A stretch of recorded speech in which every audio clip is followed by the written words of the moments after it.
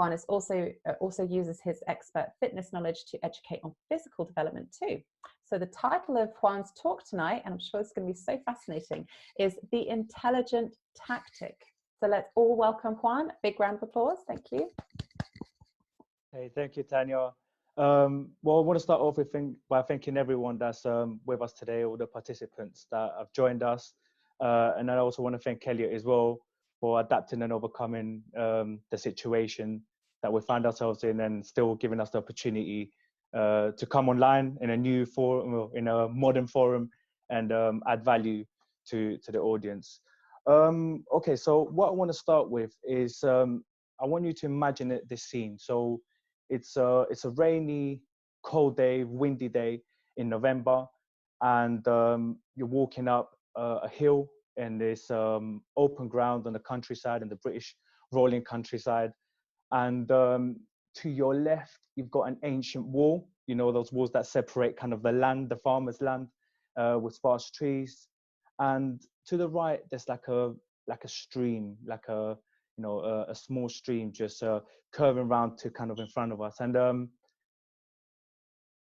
that day, I'm walking up this hill, and I'm with 8 other men.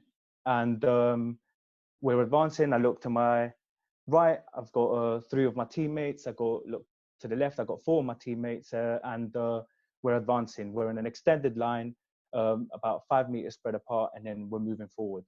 As we come up the hill and we come over the crest, and there's a drop in the ground, but just off to the side on the left, there's a enemy position, and it opens fire, and we hear gunshots. At this point, everyone screams contact front, and then we go into something that we've done millions of times. And when I say millions, it's not an exaggeration. You practice these drills day in, day out for this very specific situation. Now, what has this got to do with mental health? Well, quite a lot. And to be honest, it's down to the emotions that happen in that split moment.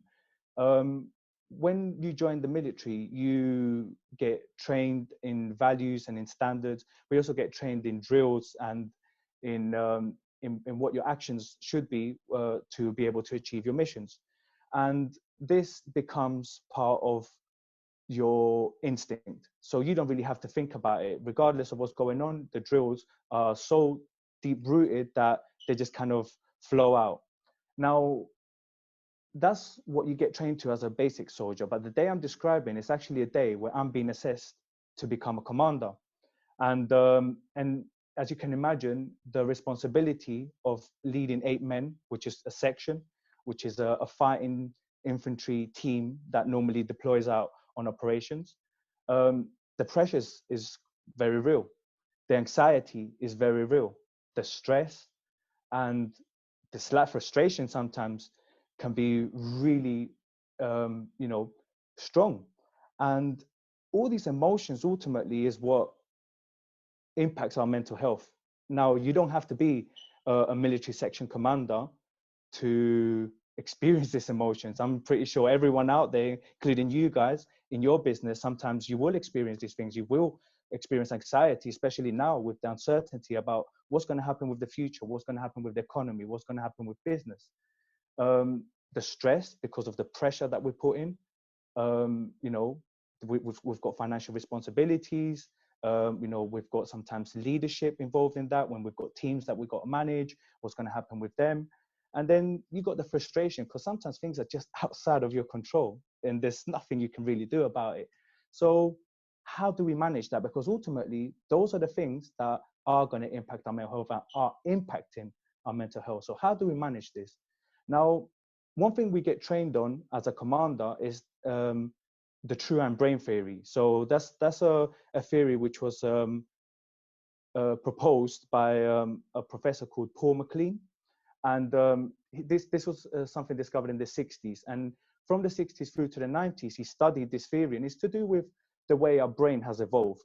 And what he proposes is that all vertebrate species have gone through an evolution in their brains. And you've got the first evolution, which is, if you imagine the brain in the diagram that Tanya showed earlier, imagine like a 3-layer part. You've got the inner layer, which is the first part that evolved around our spinal cord, which is known as the reptilian, or what he names as the reptilian. Then you've got the mid layer, which is known as the mammal, which is the limbic aspect.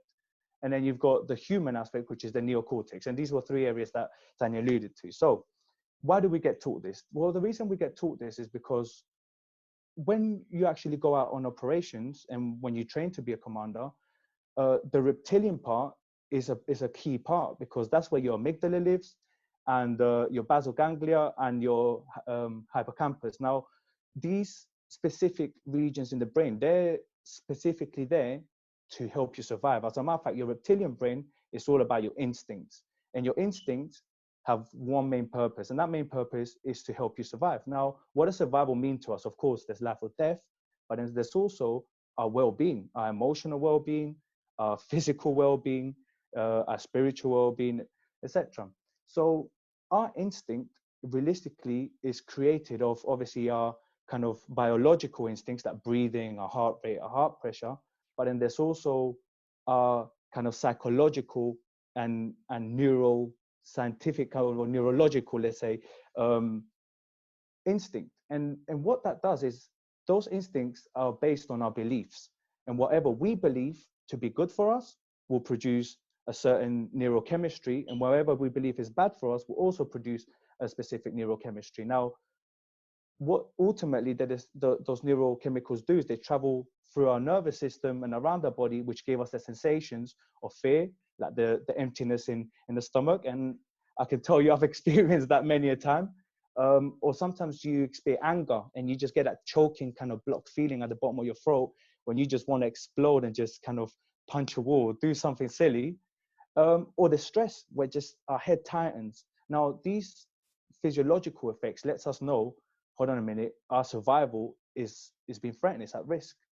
So then what happens is when our body recognizes that, it then produces, as I mentioned, these chemicals. We get cortisol, we get adrenaline, and what this does is it prepares us for a fight or flight. And that's what we get taught, because when essentially we get contacted and we hear that initial gunfire, the first thing that's going to fire in your brain is, hold on a minute, this is dangerous, my life's at risk. So what then goes on after that is then, you know, the belief that we're at risk fires up, the emotions, or our brain produces the neurochemistry to produce emotions, and then we feel fear or anxiety or excitement if you're a crazy guy like me. But you know, ultimately you will feel something. Now, that's all in well when you're a private, because you feel the excitement, you know, you go into your drills, and then you just wait for that commander to do what he needs to do to pretty much take over and lead. Now, as a leader, what the real game changer is the fact that you now have to find a way of managing those emotions. And this is where they teach us now what the human part of the brain does. Now, the human part of the brain is our intelligence. So you've got your survival, reptilian, you've got your emotions, the mammal, and then you've got the intelligence, well, the intelligence, which is the human part of the brain. Now, what intelligence helps us to see is logic. So the first thing you need to do in that instance, in order to be able to lead, is see the picture logically. Put aside the anxiety, put aside the fear or the stress or whatever it is, and actually ask yourself a question. Now, when you do this, something magical happens, because in order for you to ask, or not ask, but in order for you to answer that question, the part of your brain that's going to answer it is the neocortex. It is the intelligent part. So it actually has to then tell you, you know, you actually have to look, you know, kind of not be so focused on what you're feeling in order to be able to provide the answer. Now, what we have in the military is this card. So this is a quite new one that I managed to source recently. And what this card does is it helps you go through a sequence of 7 key questions. And those 7 key questions are 7 factors that impact the success of your mission. Now, when you start going through that sequence of questions, your brain goes into intelligent mode. So you're no longer, you know, in that reptile survival state. You're no longer in that emotional mammal state. You go into the human intelligent mode. And that's when you're able to understand that picture. So the first thing you do is you have to understand what's going on. So, you know, what is going on? That is the first question in the sequence. What is going on and how does it affect me? The second thing you understand is why. Why is this important to me?